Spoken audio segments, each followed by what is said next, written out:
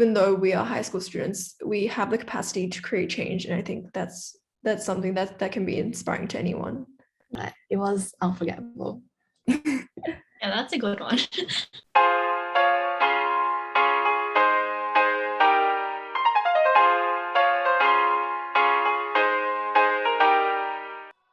I guess like I kind of now know more knowledge about entrepreneurship, and I know the procedure of making a product. For example, I didn't know that I have to think about the problem first, because I just go straight into the solutions. But then I know I have to brainstorm all the problems and to see whether like it actually needed to be solved.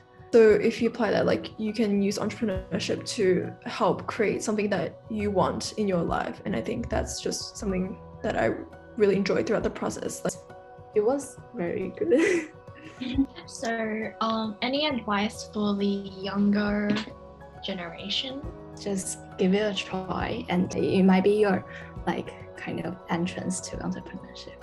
So like don't hesitate. I think that like this is an opportunity that like anyone can take on, and it's really rewarding in the end because you learn so much and you can actually say you've like produced something and you know like the process and the method to do so. And I think like that's something that's pretty impressive for someone in high school.